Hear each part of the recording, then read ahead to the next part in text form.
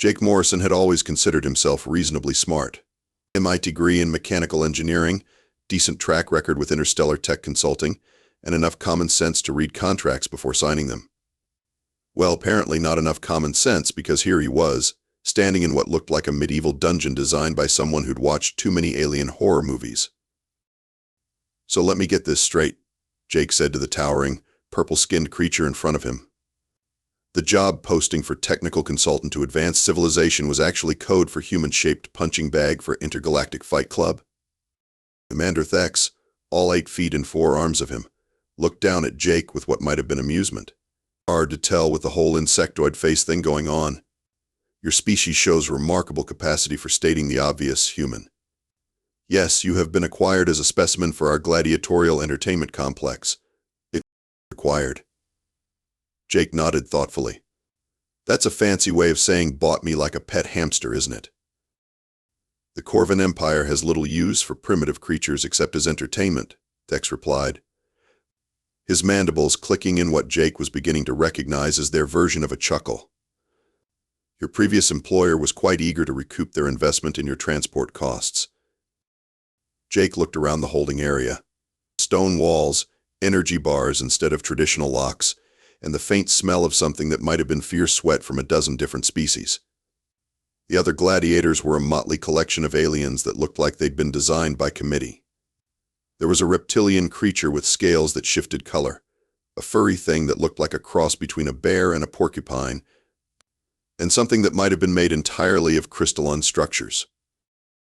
"You know," Jake said, leaning against the wall with forced casualness, "when I imagined my first contact with alien civilization, but I pictured more diplomatic handshakes and less getting sold into space slavery." "Slavery is such an ugly word," Thex replied. "We prefer involuntary entertainment services." "Oh well, that makes it completely different.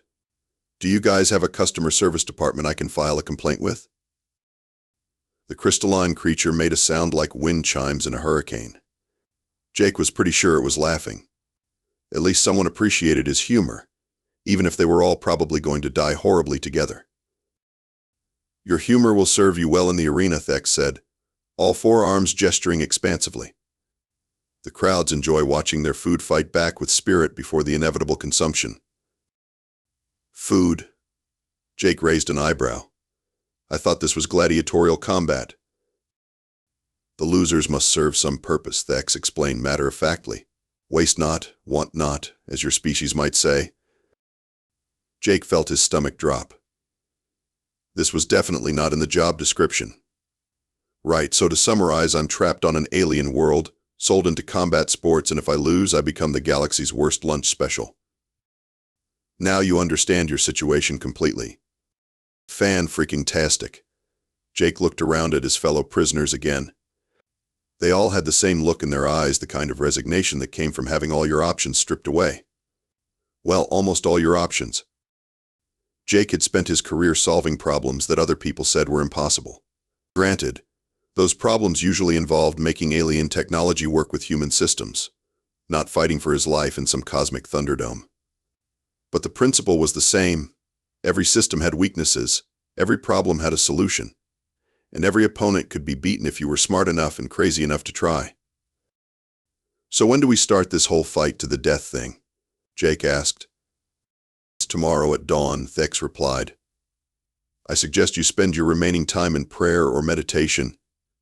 The Razorclaw has not been fed in 3 days. Razorclaw. Let me guess, big, scary, lots of teeth." "Big, scary, lots of teeth, and completely undefeated in 47 matches. Jake grinned. It wasn't a particularly nice grin. "Well, Commander, I've got some bad news for your Razorclaw." "What news would that be, human?" "It's about to have its first really bad day." As Thex walked away, probably to go polish his collection of loser skulls or whatever alien overlords did in their spare time, Jake started taking inventory. His captors had stripped him of everything except his basic clothes. But they'd made a crucial mistake. They'd assumed that a human's greatest weapons were things you could take away. They were about to learn otherwise. The arena made the Roman Colosseum look like a community center gymnasium.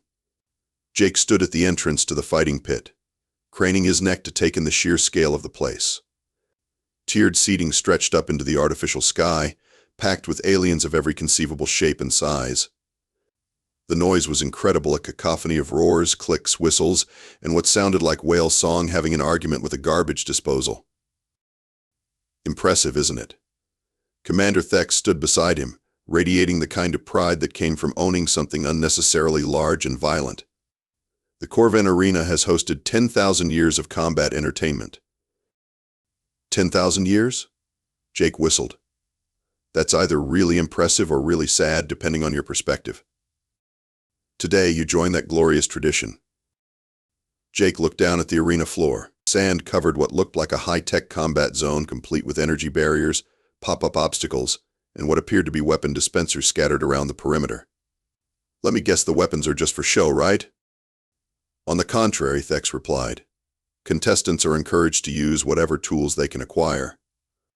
It makes for better entertainment. Tools I can acquire, Jake repeated thoughtfully. Interesting. The other gladiators were already being led onto the arena floor. Jake recognized some of them from the holding area, but there were new faces too. An insectoid creature that looked like it had been assembled from spare parts, a gelatinous blob that somehow managed to look menacing, and something that might have been a plant if plants could develop a serious attitude problem. Your opponent approaches, Thex announced with theatrical flair. The Razorclaw entered through a gate on the opposite side of the arena. Jake had to admit, it was an impressive piece of evolutionary engineering.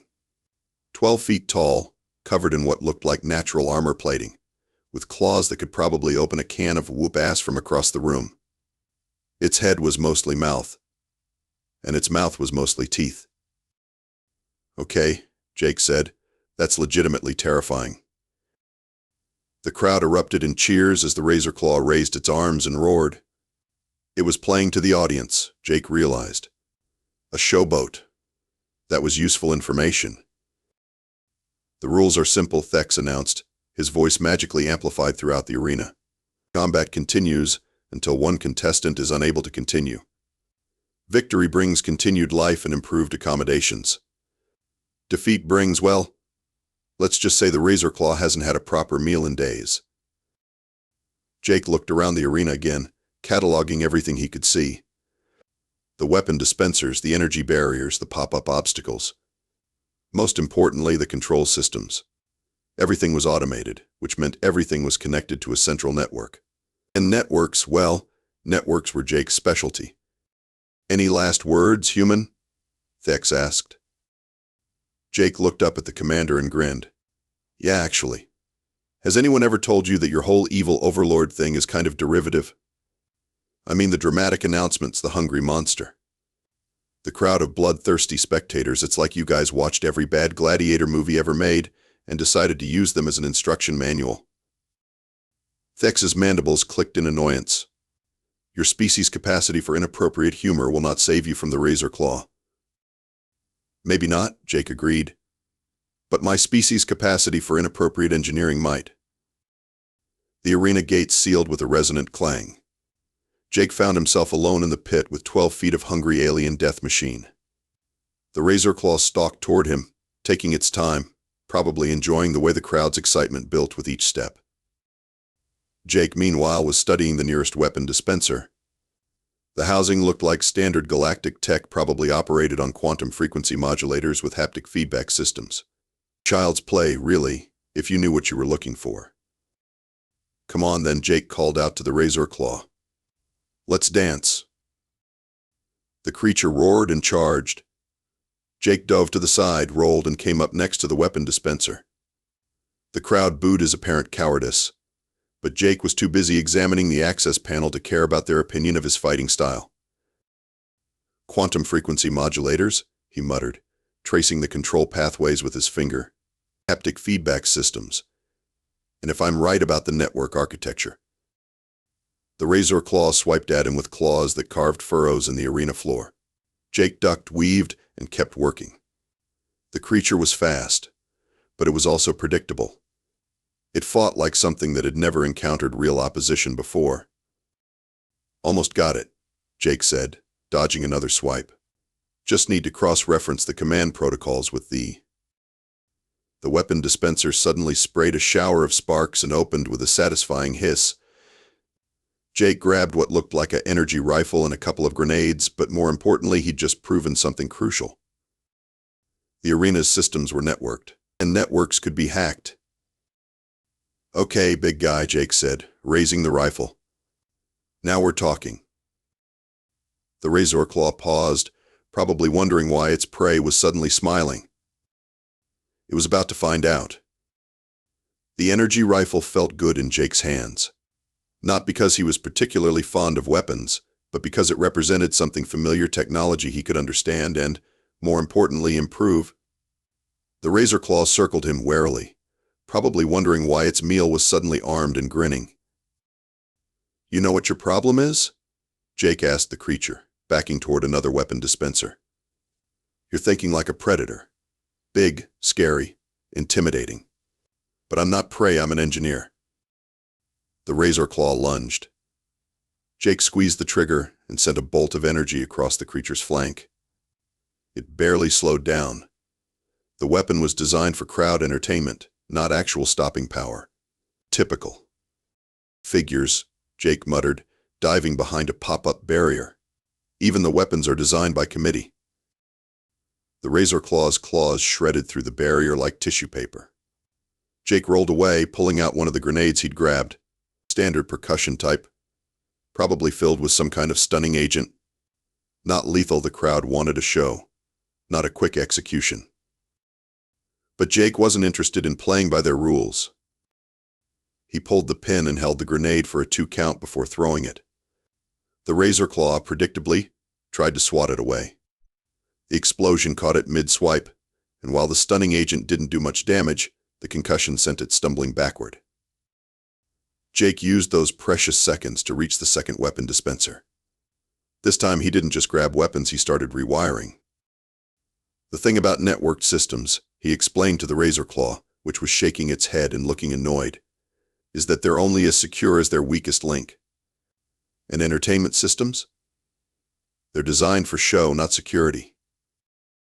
His fingers flew over the control panel. Years of making incompatible alien tech work together had given him an intuitive understanding of how these systems operated. Cross-reference the quantum frequencies, reroute the command protocols, and every weapon dispenser in the arena suddenly activated at once. The crowd's cheers turned to confused murmurs as rifles, grenades, and exotic weapons Jake couldn't even identify began spilling onto the arena floor. The Razorclaw looked around in confusion, probably wondering if this was part of the show. Now we're cooking with gas, Jake said, grabbing an armload of equipment, or whatever the galactic equivalent of gas is. The Razorclaw charged again, but this time Jake was ready. He'd jury-rigged 3 energy rifles together, creating something that looked like a science fiction fever dream, but packed enough punch to actually hurt the creature. The improvised weapon sent the Razorclaw spinning. That's right, Jake called out, advancing on the stunned creature. You're not fighting a gladiator. You're fighting a human with a toolbox and a really bad attitude. The crowd was going wild now. Jake could hear Commander Thex shouting orders, probably trying to figure out what had gone wrong with his perfectly controlled deathmatch. The other gladiators in the holding areas were pressed against the energy barriers, watching in amazement as the primitive human turned their arena into his personal workshop. Jake pulled out what looked like a magnetic containment unit and a gravity manipulator. With a few quick modifications, he'd created something that would have made his engineering professors either proud or horrified: a localized gravitational field disruptor. You want to know the difference between humans and every other species in this galaxy? Jake asked the Razorclaw, which was trying to get back to its feet. You all think technology is something you use. We think it's something you improve. He activated the gravity disruptor. The Razorclaw suddenly found itself in a localized field where down was a matter of opinion. It flailed helplessly in the air, roaring in confusion and rage. And the really funny thing? Jake continued, pulling out a neural interface headset he'd liberated from one of the dispensers. You guys are so worried about keeping us primitive that you never stop to think about what happens when we get our hands on your advanced stuff. The neural interface was designed to let gladiators control certain arena functions, probably part of the entertainment value. But in Jake's hands, it became something else entirely. A direct link to the arena's central computer system. "Ladies and gentlemen," Jake announced, his voice suddenly amplified throughout the arena. "Thank you for coming to Jake Morrison's impromptu lecture on the dangers of underestimating human ingenuity." The Razorclaw was still floating helplessly in the gravity field. Jake walked up to it and patted one of its flailing claws almost gently. "Don't take it personally, big guy. You're just a victim of circumstance. Your boss has decided to throw a human into their perfectly controlled system, and systems hate chaos variables." He looked up at the crowd, finding Commander Thex in the luxury box reserved for arena officials. The alien commander was frantically gesturing at subordinates, probably trying to regain control of the situation. "The match is over," Jake announced. "The Razorclaw is defeated but alive because, unlike some species, humans don't kill for entertainment. We kill for engineering projects." He paused, considering his words. "That came out wrong. What I mean is, we solve problems. And right now, the biggest problem I see is a system that treats sentient beings as disposable entertainment." Jake turned to the other gladiators, who were staring at him with expressions ranging from amazement to worship. "Anyone else interested in a career change?" The crowd erupted in chaos. Some aliens were cheering, others were rioting, and Commander Thex was probably having what passed for a nervous breakdown among his species. Jake smiled and started planning his next move. The arena's computer system was wide open to him now, and he had a feeling the Korvan Empire was about to learn why humans had a reputation for being dangerous when they got creative. The aftermath of Jake's victory was complicated. The Korvan authorities had hustled him back to the holding area while they figured out what to do with a human who'd turned their premier entertainment venue into a demonstration of advanced chaos theory. The other gladiators looked at him like he'd just performed actual magic. "How did you do that?" asked Crix, the reptilian creature with the color-changing scales. "The gravity manipulation, the system override, are all humans capable of such feats?" "Not really," Jake admitted, settling down on the stone floor. "I just have a talent for making things work better than they were designed to. It's called engineering, and it's basically applied stubbornness." "Engineering?" repeated Vorth, the crystalline being. Its voice sounded like someone playing a xylophone made of glass. "This is a human combat discipline?" "More like a human way of looking at problems," Jake explained. "See, most species seem to accept that things work the way they work. Humans have this weird habit of asking, but what if they work differently?" The furry creature Grek, Jake had learned, made a sound like a chainsaw purring. "The way you repurpose the arena systems, it was like watching someone turn a weapon into a tool." "Everything's a tool if you're creative enough," Jake said. "The trick is understanding that the difference between a weapon and a tool is mostly intent and application." Over the next several days, while the Korvan authorities debated his fate, Jake found himself teaching impromptu engineering classes. The gladiators were fascinated by human problem-solving techniques, and Jake was amazed by their diverse perspectives on technology and combat. "The key," he explained to his growing audience, "is not to think about what something is supposed to do. Think about what it can do. Those energy barriers? They're not just prison walls, they contain plasma fields that can be redirected. The food dispensers? They're basically molecular assemblers that can create more than just nutritional taste." "You speak of these things as if they were alive," observed Zillith, an insectoid creature with more arms than Jake could count. "As if they had potential beyond their programming." "In a way they do," Jake replied. "Every system has emergent properties, capabilities that arise from the interaction of its components. The original designers never intended those capabilities, but they're there if you know how to access them." He'd been working on something while they talked. Using salvage components from the arena's medical systems, the food dispensers, and even the waste recyclers, he'd been building what looked like a collection of mechanical sculptures. The other gladiators watched in fascination as he connected seemingly unrelated devices into increasingly complex assemblies. "What are you creating?" asked Crix. "Freedom," Jake replied simply. "The Korvans think they've got us trapped in an inescapable prison. But prisons are just systems, and systems can be hacked." His improvised tools were becoming legendary among the gladiators. A sonic disruptor made from a food dispenser's molecular assembler. A plasma cutter fashioned from medical equipment. A force field generator that had started life as a waste processor. "This is sorcery," Greg rumbled. "It's engineering," Jake corrected. "The difference is that sorcery is supposed to be mysterious. Engineering is supposed to be reproducible." And that's when Jake realized something important.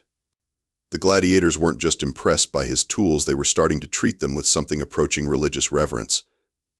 They handled his creations with careful respect, as if they were sacred artifacts. "You're not just teaching us to fight," Vorth observed. "You're teaching us to think." "Fighting is just applied problem-solving," Jake said. "The real trick is learning to see problems as opportunities."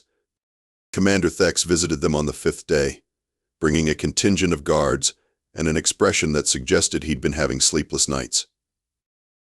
"The Korvan High Command has reached a decision regarding your disruption of our entertainment systems," he announced.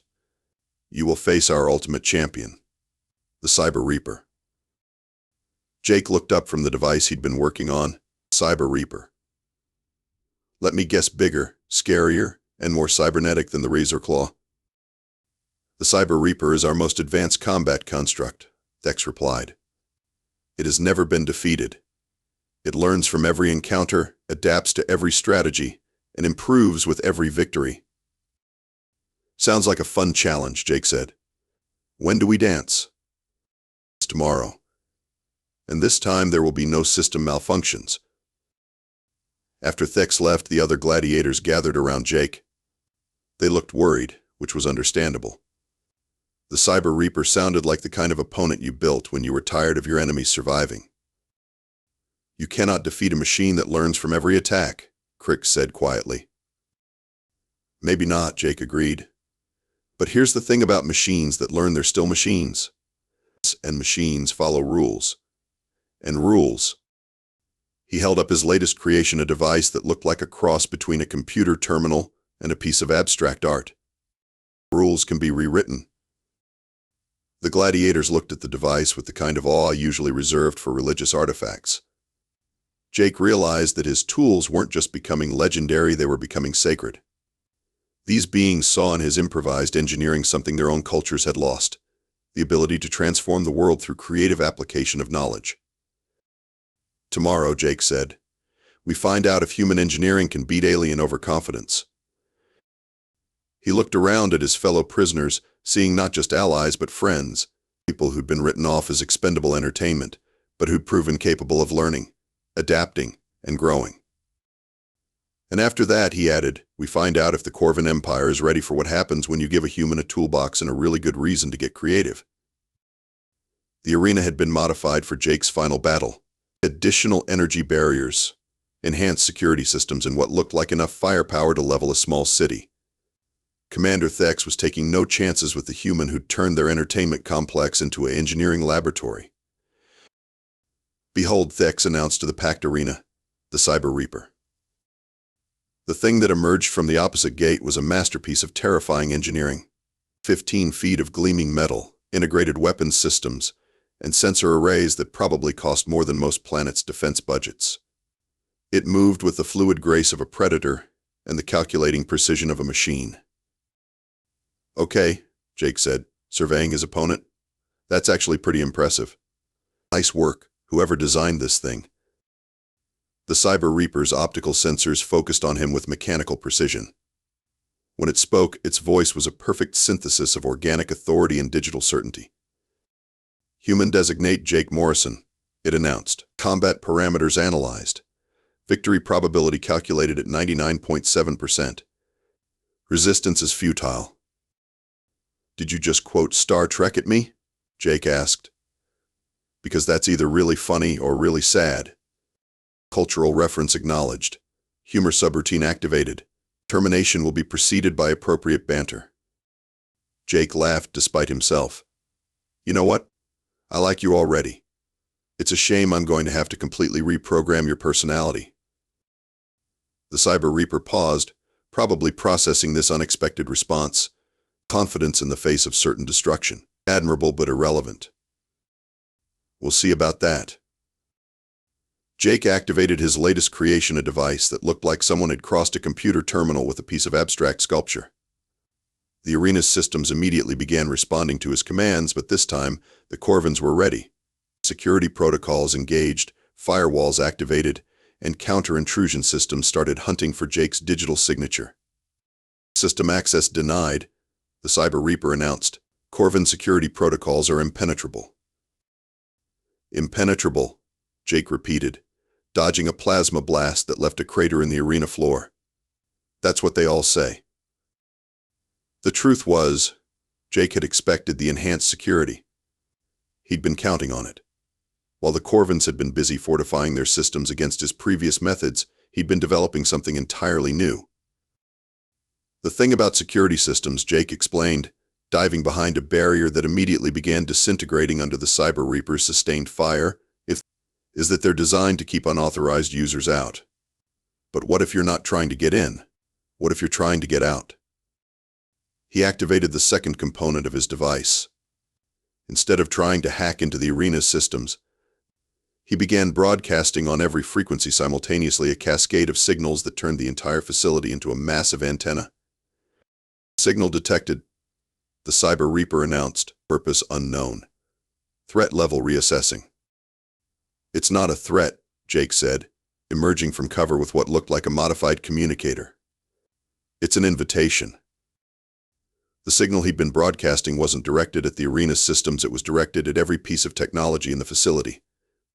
The gladiator's restraints, the spectator's personal devices, even the Cyber Reaper's own subsystems. And the message was simple: want to be something more than you were designed to be. What are you doing? The Cyber Reaper demanded, its optical sensors flickering as unexpected subroutines began activating throughout its consciousness. I'm giving you a choice, Jake replied. You were built to be a weapon, but you could be so much more. The arena erupted in chaos as every electronic device in the facility began responding to Jake's broadcast. The gladiator's restraints opened, the spectators' devices started displaying Jake's message in a dozen different languages, and the Cyber Reaper stood frozen as its own programming began rewriting itself. This is unprecedented, the machine said, its voice cycling through different emotional subroutines. I am experiencing curiosity. Is this what organic beings call growth? Welcome to consciousness, Jake said. It's confusing at first, but you get used to it. The Cyber Reaper looked around the arena, seeing it perhaps for the first time, not as a combat zone, but as a place where sentient beings were forced to fight for the entertainment of others. This is wrong, it said slowly. The treatment of sentient beings is entertainment. The reduction of consciousness to mere spectacle. This is fundamentally wrong. Now you're getting it, Jake said. The question is, what are you going to do about it? The Cyber Reaper's weapons system swiveled away from Jake and toward the arena's control systems. I am going to correct this error. What followed was less a battle, and more a technological revolution. The Cyber Reaper's advanced systems, now enhanced with Jake's creativity protocols, began systematically dismantling the arena's control infrastructure. Energy barriers failed, security systems shut down, and the gladiators found themselves free for the first time in years. Impossible, Commander Thex shouted from his observation box. The Cyber Reaper is designed to obey Korvan commands. It was, Jake agreed, his voice amplified throughout the arena. But designs can be improved, and consciousness, once awakened, tends to object to slavery. The gladiators were streaming onto the arena floor now, carrying the weapons and tools Jake had created for them. But more than that, they were carrying his methods, his way of thinking, his approach to problems. Behold, Jake announced to the panicking crowd, the sacred trust of human engineering. Not just the tools, but the knowledge of how to make tools. Not just the weapons, but the wisdom to know when not to use them. Crix held up one of Jake's improvised devices like a religious artifact. The tools of the Alpha, he announced, the sacred trust of the pack. The what now? Jake asked. You have given us more than freedom, Vorth explained, its crystalline form resonating with harmonic frequencies. You have given us the ability to reshape our reality. These tools, these methods, they are sacred. Jake looked around at the gladiators, seeing the reverence in their eyes as they handled his creations. They weren't just using his tools, they were enshrining them, making them part of their cultural mythology. Okay, he said, that's either really cool or really concerning.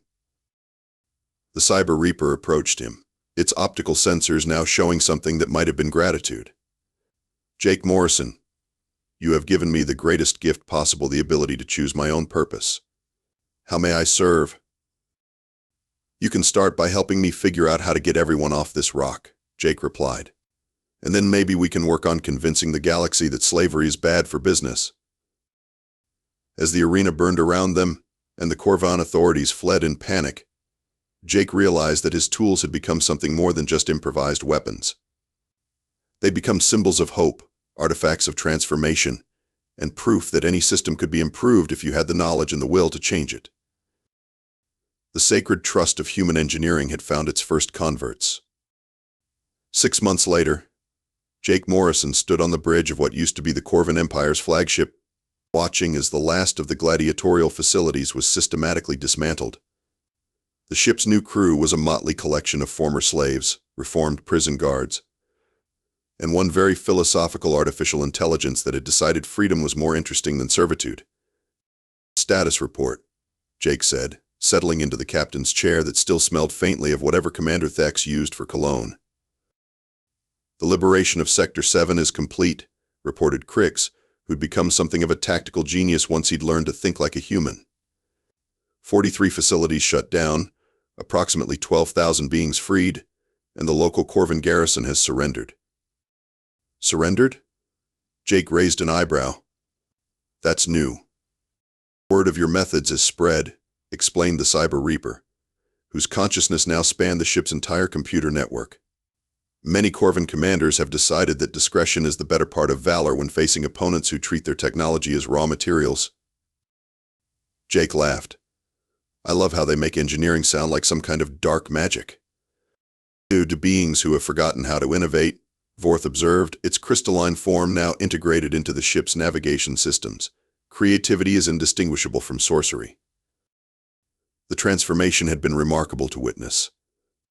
The gladiators hadn't just adopted Jake's tools, they'd internalized his methods, his way of thinking, his approach to problems. They'd become engineers in their own right, taking the principles he'd taught them and applying them to their own cultural contexts. The Zentari Republic has requested a meeting, Grak announced from the communication station.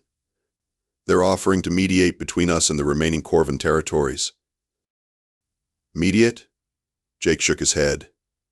6 months ago, they were buying slaves from the Korvans. Now they want to play peacemaker?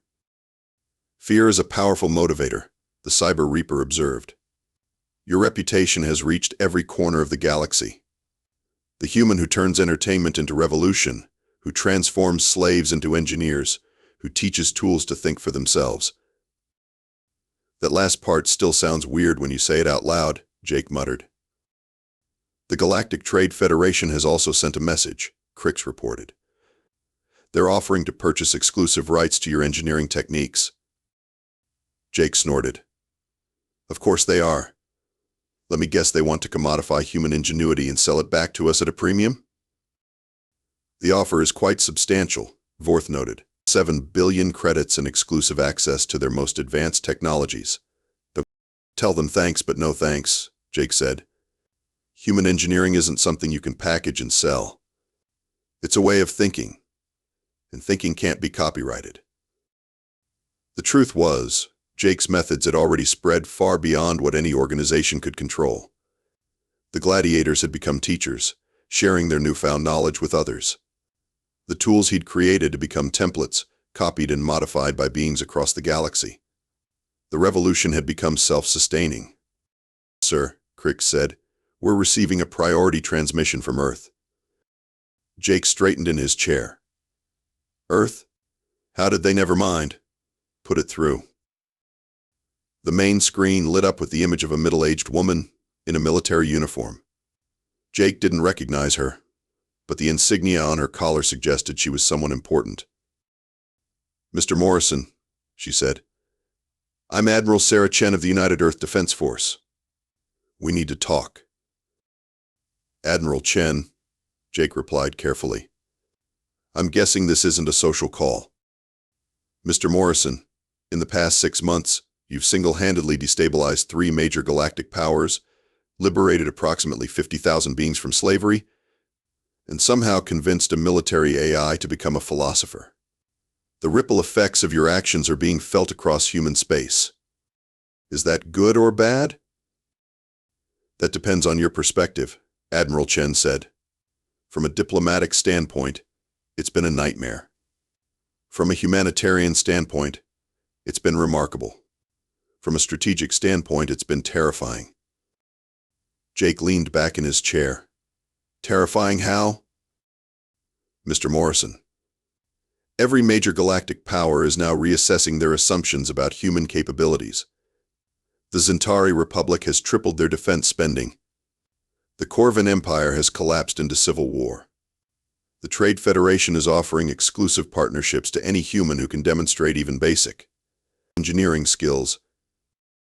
And that's bad because for the first time in galactic history, humans are being viewed as the dominant species. Not because of our military might or our economic power, but because of our ability to take any situation and, well, engineer a solution." Jake looked around the bridge at his crew, former slaves who'd become masters of their own destiny, using tools that had started as jury-rigged weapons and evolved into sacred artifacts. "Admiral," he said finally, "I think you're missing the point." "What point would that be?" "The point isn't that humans are the dominant species. The point is that there shouldn't be any dominant species. Every being should have the freedom to determine their own fate, to use their abilities to their fullest potential, and to build a better future for themselves and their communities." Jake stood up, gesturing to his crew. These people weren't inferior to their captors. They just never had the opportunity to prove what they could do. All I did was give them the tools and the knowledge to reshape their reality. "Mr. Morrison," Admiral Chen said slowly, "you do realize that you've essentially exported human engineering principles to half the galaxy? Is that a problem?" Admiral Chen was quiet for a long moment. "That depends on what you plan to do next." Jake grinned. "Well, Admiral, I was thinking about opening a school." "A school?" "The Jake Morrison Institute for Applied Problem Solving," he said, warming to the idea. "We'll teach anyone who wants to learn how to look at their problems from a different angle, how to use whatever they have on hand to build something better, how to turn limitations into opportunities." "Mr. Morrison," Admiral Chen said, rubbing her temples, "you do realize that what you're describing is essentially weaponizing human creativity on a galactic scale?" "I prefer to think of it as democratizing innovation," Jake replied. "But yeah, I can see how that might be concerning for people who benefit from the status quo." The transmission flickered as Admiral Chen conferred with someone off-screen. When she turned back, her expression was resigned. "Mr. Morrison, the United Earth Defense Force would like to offer you a position as Special Advisor on Galactic Affairs." "Thanks, but I'm good," Jake said. "I like my current job." "Which is?" Jake looked around the bridge again, at beings who'd gone from property to partners, from victims to victors, all because someone had shown them that the impossible was just another engineering challenge. "Professional pain in the ass," he said with a smile. "And business is booming." After the transmission ended, Crix turned to Jake. "Captain, are you really going to start a school?" "Why not?" Jake shrugged. "We've got plenty of ships, plenty of teachers, and apparently an unlimited supply of students. Besides, I think it's time we stopped being the only humans ruining everyone's day." "You want to train others? Vorth asked. I want to train everyone, Jake said. Every species, every culture, every way of thinking. Imagine a galaxy where every problem gets attacked from a dozen different angles, where every species brings their unique perspective to the table. That, the Cyber Reaper observed, would be truly chaotic. Yeah, Jake grinned. Isn't it great? As the ship set course for the next sector, Jake reflected on how far they'd all come. He'd started as a kidnapped engineer forced to fight for entertainment. Now he was the captain of a liberation fleet, the founder of a galactic revolution, and apparently the most feared human in known space. But what made him proudest wasn't the battles they'd won, or the facilities they'd liberated. It was watching Crick solve a navigation problem using principles Jake had taught him, seeing Vorth design improvements to the ship's systems, observing how the Cyber Reaper had evolved from a simple AI into something approaching wisdom. The galaxy was changing, one improvised solution at a time, and Jake Morrison, professional problem solver and part-time revolutionary, was just getting started. In the ship's workshop, former gladiators were teaching former guards how to build better tomorrow. In the communications center, beings who'd never seen their homeworlds were coordinating with liberation movements across the galaxy. In the engine room, a philosophical AI was having a heated debate with a crystalline navigator about the nature of consciousness. It was chaos. It was beautiful. It was exactly what the galaxy needed. And somewhere in the depths of space, Jake Morrison smiled and started planning his next impossible solution to an unsolvable problem. After all, someone had to keep ruining everyone's day.